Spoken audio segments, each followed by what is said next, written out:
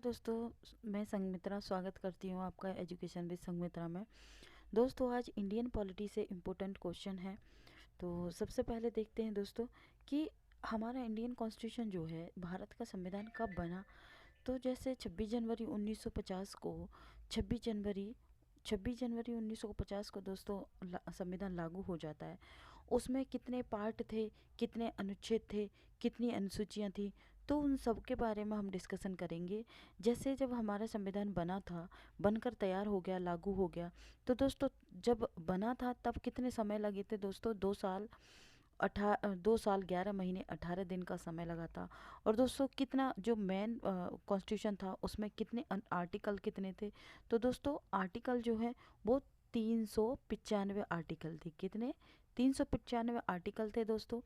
और दोस्तों 8 अनुसूचियाँ थी। कितनी? 8 अनुसूचियाँ थी, ठीक है। और और पार्ट कितने थे? तो दोस्तों 12 पार्ट थे। कितने थे? 12 पार्ट थे, ठीक है दोस्तों। तो उसी के बारे में अब हम डिस्कशन करेंगे। तो सबसे पहले देखते हैं, पहला क्वेश्चन है कि व विवाह विच्छेद और गोद लेना निम्नलिखित में से किस सूची के अंतर्गत आते हैं? तो दोस्तों जो 12 अनुसूचियाँ थी, जो सूची थी 12, है ना, तो उसमें से एक सूची के बारे में पूछा जा रहा है कि जो विवाह विच्छेद, है ना, और गोद लेना निम्नलिखित में से किस सूची के अंतर्गत आते हैं? तो दोस्तों अभी अनुसूची कितनी है? 3 सूची हैं, ठीक है। कितनी सूची हैं? एक संघ सूची है, एक राज्य सूची है और संबत्ती सूची, ठीक है दोस्तों। संघ सूची में पूरा सेंटर गवर्नमेंट ही लॉ बनाती है। राज्य सूची में राज्य ही बनाएगी। और संवर्ती सूची में दोस्तों राज्य और केंद्र दोनों मिलकर बनाती है, ठीक है। तो अब जब क्वेश्चन बोला जा रहा है कि विवाह और विच्छेद का और गोद लेने से संबंधित किस अनुसूची में प्रावधान है, तो दोस्तों ये जो है वो अनुसूची कौन से में आ जाएगी? संवर्ती सूची में आएगा। कौन सी अनुसूची में दोस्तों? अनुसूची जो है वो संवर्ती सूची, यानी राज्य और केंद्र दोनों मिलकर काम करते हैं। इसमें दोस्तों एक्सप्लेनेशन भी देख लेते हैं। विवाह व विच्छेद और गोद लेना, एडॉप्शन जिसको कहते हैं इंग्लिश में, समवर्ती सूची में सम्मिलित किया गया है। दोस्तों भारतीय संविधान की 7वीं अनुसूची यानी 7th शेड्यूल के अंतर्गत तीसरी अनुसूची तीसरी जो है संवर्ती सूची का उल्लेख किया गया है। दोस्तों संवर्ती सूची पर विधि बनाने का अधिकार संसद और राज्य विधानमंडल दोनों को होता है, किंतु दोनों विधियों में विरोध होने पर संसद द्वारा बनाई गई विधि मान्य होगी। भारतीय संविधान में संवर्ती सूची का उपबंध जो है दोस्तों कहाँ से लिया गया है? तो ऑस्ट्रेलिया के संविधान से लिया गया है, ठीक है। ये नहीं कंकरेंट लिस्ट, इनको संवर्ती सूची को हम इंग्लिश में बोलते हैं कि कंकरेंट लिस्ट। तो दोस्तों कंकरेंट लिस्ट जो है वो का प्रावधान कहाँ से लिया गया है? तो दोस्तों ऑस्ट्रेलिया के संविधान से लिया गया है। बात करते हैं अगले प्रश्न की। दोस्तों निम्नलिखित में से कौन सा विषय संवर्ती सूची का है? दोस्तों पुलिस, दंड विधि, रेडियो और टेलीविजन या विदेशी मामले। तो दोस्तों संवर्ती सूची का विषय जो है ऑप्शन बी सही हो जाएगा, दंड विधि। दोस्तों इसकी एक्सप्लेनेशन भी देख लेते हैं। दोस्तों इसमें कहा जा रहा है कि दंड विधि यानी क्रिमिनल लॉ जो है संवर्ती सूची का विषय है। रेडियो एवं टेलीविज़न आदि अन्य संचार यानी कम्युनिकेशन साधन संघ सूची में आते हैं, जबकि पुलिस जो है वो राज्य सूची का विषय है।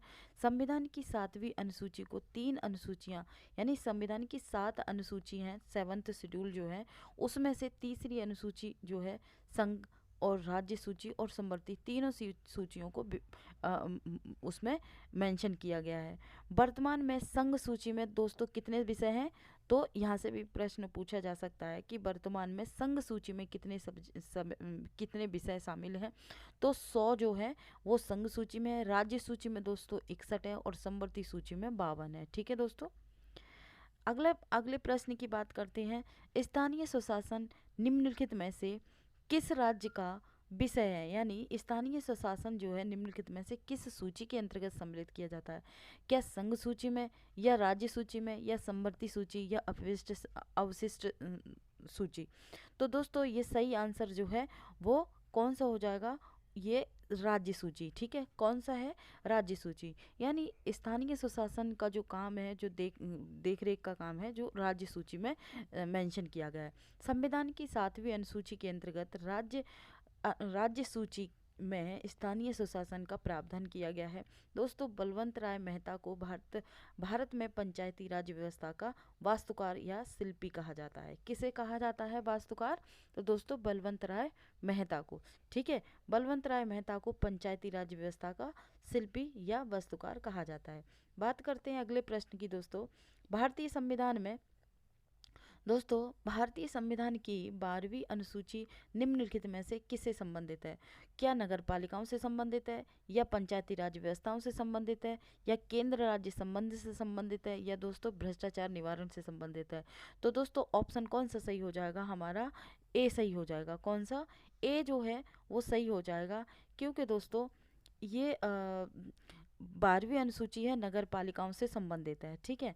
दोस्तों, इसकी एक्सप्लेनेशन भी देख लेते हैं कि 74वां संविधान संशोधन जो हुआ था, तो कब हुआ था? 1992 में हुआ था। इसके द्वारा संविधान में 12वीं अनुसूची को जोड़ा गया था। दोस्तों, नगर पालिकाओं को इंग्लिश में म्युनिसिपैलिटीज़ कहते हैं, है ना। तो नगर पालिकाओं से संबंधित प्रावधान का उल्लेख किया गया था, और इसमें विषय पूछा जाए तो इसमें 18 विषय हैं। कितने विषय हैं दोस्तों? 12वीं अनुसूची में नगर पालिकाओं से संबंधित है, तो 18 विषय उसमें सम्मिलित किए गए हैं। आगे बात करते हैं दोस्तों, सूची 1 को सूची 2 से सुमेलित करना है, और इस एक तरफ अनुच्छेद दिए गए हैं दोस्तों, एक तरफ भारत के संविधान के अनुच्छेद दिए गए हैं, और दूसरा सब्जेक्ट दिए गए हैं कि सब्जेक्ट कौन से किससे रिलेटेड है।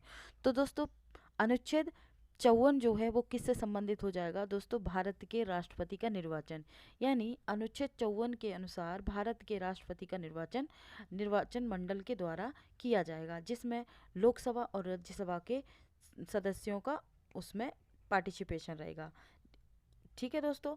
ऑप्शन बी है, तो 75 यानी अनुच्छेद 75 जो है वो प्रधानमंत्री और मंत्रिपरिषद की नियुक्ति की जाती है, ठीक है। अनुच्छेद 75 के अंतर्गत प्रधानमंत्री की नियुक्ति कौन करेगा? प्रधानमंत्री की नियुक्ति राष्ट्रपति के द्वारा बहुमत दल के नेता को प्रधानमंत्री चुना जाएगा, ठीक है। उसका इलेक्शन होता है, तो लोकसभा में बहुमत दल के नेता को प्रधानमंत्री बनाया जाता है, ठीक है। और मंत्रिपरिषद की नियुक्ति कौन करेगा? प्रधानमंत्री की सिफारिश से राष्ट्रपति के द्वारा मंत्रियों की नियुक्ति की जाती है, ठीक है दोस्तों।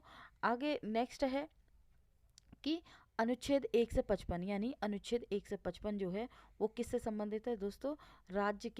राज्य के राज्यपाल की नियुक्ति से संबंधित है। किससे? 154 जो है राज्य के राज्यपाल की नियुक्ति से संबंधित है। राज्य के राज्यपाल की नियुक्ति राष्ट्रपति के द्वारा की जाती है, ठीक है। अनुच्छेद 164 है दोस्तों, राज्य के मुख्यमंत्री से संबंधित है, ठीक है। राज्य के मुख्यमंत्री की नियुक्ति कौन करेगा? राज्यपाल करेगा, ठीक है दोस्तों। तो उम्मीद करती हूँ क्वेश्चन समझ आया होगा, यानी जो ऑप्शन जो है वो सभी सही हो जाएंगे, मिलान जो है वो ठीक है, ठीक है। आगे बात करते हैं अगले प्रश्न की।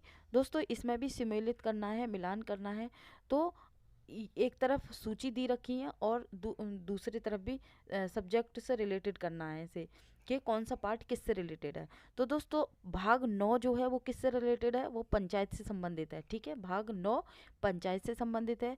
और भाग 7 जो है 8 जो किससे संबंधित है? वो संघ राज्य क्षेत्र से संबंधित है। और 9th का जो है वो किससे? नगर पालिकाओं से संबंधित है। और भाग 4th ए, ठीक है, पार्ट 4th ए जो है फंडामेंटल ड्यूटी से संबंधित है, ठीक है। इसकी एक्सप्लेनेशन देख लेते हैं दोस्तों, कि संविधान के भाग 9 में पंचायतों से संबंधित है। इसे 73वें संविधान संशोधन द्वारा जोड़ा गया था। भाग 8 जो है वो संघ राज्य क्षेत्र का प्रावधान है। इसे भाग 9 जो है वो 9 का 9A जो है वो नगर पालिकाओं से संबंधित है। इसे दोस्तों 74वें संविधान संशोधन अधिनियम जो हुआ था 1992 में ऐड किया गया था। और 4th का जो है दोस्तों फंडामेंटल ड्यूटीज से संबंधित है। इसे सरदार स्वर्ण सिंह कमेटी की सिफारिशों के आधार पर दोस्तों 42वें संविधान संशोधन 1976 के तहत इसको जोड़ा गया था, ठीक है दोस्तों। आगे बात करते हैं दोस्तों। इसमें से कहा जा रहा है कि निम्नलिखित में से कौन सा सही सुमेलित बताना है कि इसमें सही कौन सा है। तो दोस्तों अनुच्छेद 17 जो है वो किससे रिलेटेड है, इससे नहीं है। विधि के समझ से समानता जो है आर्टिकल कितना है, आर्टिकल 14 हो जाएगा, ठीक है। ये विधि के समझ से समानता जो है अनुच्छेद 14 में आएगा, ठीक है। 78 में संसद का गठन नहीं दोस्तों, ये 79 में 79 के तहत संसद का गठन होगा, ठीक है। अनुच्छेद 79 के अनुसार संसद का गठन होगा। 78 जो है अलग है, 78 गलत है। और 192 जो है अनुच्छेद किस संसद सदस्यों के वेतन एवं भत्ते, ये भी गलत है दोस्तों। तो ऑप्शन डी सही हो जाएगा, इसमें सही सुमेलित पूछा था। तो दोस्तों ऑप्शन डी जो है वो 352 यानी आपातकाल की घोषणा की जाती है। आपातकाल की घोषणा जो है अनुच्छेद दोस्तों 352 से 360 के अंतर्गत आपातकाल की घोषणा की जाती है। इसमें यहाँ पर लिखा भी है दोस्तों, एक्सप्लेनेशन में देख लेते हैं कि संविधान का अनुच्छेद 352 में आपातकाल की उद्घोषणा की जाती से संबंधित है। संविधान के भाग 18 में दोस्तों पार्ट कितना है जो इमरजेंसी लगती है वो 18 पार्ट 18 के तहत लगती है, और आर्टिकल 352 से 360 तक इसका प्रावधान किया गया है, ठीक है। भारतीय संविधान में आपातकाल की जो प्रावधान है दोस्तों कहाँ से लिया गया है, यहाँ से भी प्रश्न पूछा जा सकता है कि भारतीय संविधान में आपातकाल की जो लगता है, आपातकाल जो सिस्टम लगता है वो कहाँ से, किस संविधान से लिया गया है। तो जर्मनी के वाइमर संविधान से लिया गया है, ठीक है दोस्तों। आगे बात करते हैं निम्नलिखित में से किस मध्य भारत के संविधान की समवर्ती सूची में शामिल है। तो दोस्तों इसका सही आंसर जो है ए हो जाएगा, जनसंख्या नियंत्रण और परिवार नियोजन, ठीक है। अगला प्रश्न है भारतीय संविधान की दी गई निम्न अनुसूचियों में से कौन सी एक राज्य के नामों की सूची तथा उसके राज्य क्षेत्रों का विवरण देती है। तो दोस्तों इसमें सही आंसर इसका पहला हो जाएगा, यानी पहली अनुसूची में राज्यों की, यहाँ एक्सप्लेनेशन देख लेते हैं कि संविधान की पहली अनुसूची यानी फर्स्ट शेड्यूल में राज्य एवं संघ राज्य क्षेत्र, दूसरी अनुसूची में संवैधानिक प्राधिकारियों के वेतन एवं भत्ते, और तीसरी अनुसूची में शपथ का प्रावधान है, ठीक है। और तथा चौथी अनुसूची किससे संबंधित है, राज्यों के लिए स्थानों के आवंटन से संबंधित है, ठीक है। नेक्स्ट क्वेश्चन है दोस्तों, और ये दोस्तों लास्ट क्वेश्चन है। सूची, इसमें भी दोस्तों मिलान करना है। तो एक तरफ आर्टिकल दे रखे हैं, एक तरफ सब्जेक्ट दे रखे हैं। तो दोस्तों आर्टिकल देख लेते हैं। तो अनुच्छेद 124 के तहत क्या होगा दोस्तों, उच्च न्यायालय होगा, ठीक है। उच्च न्यायालय जो है भारतीय संविधान के अनुच्छेद कितने में आता है, 124 में। अनुच्छेद 5 जो है वो किससे रिलेटेड है दोस्तों, नागरिकता से, सिटीजनशिप, ठीक है। जो कि आर्टिकल 5 से दोस्तों, आर्टिकल जो है आर्टिकल 5 से लेकर 11 तक, ठीक है। 5 से लेकर 11 तक इसमें आ जाएगा, ठीक है। और दोस्तों अनुच्छेद 352 जो है वो आपातकाल से संबंधित है, और 245 जो है 245 दोस्तों विधायी शक्तियों का विवरण। तो दोस्तों ये जो है ये सभी एक सीधे जो हैं वो सभी मैच कर रहे हैं, सभी आर्टिकल जो ठीक दे रखे हैं, ठीक है। तो सेशन कैसा लगा दोस्तों कमेंट करके ज़रूर बताएं, और कोई भी मिस्टेक लगती है आपको तो आप कमेंट करके ज़रूर बता सकते हैं। Thank you so much for watching.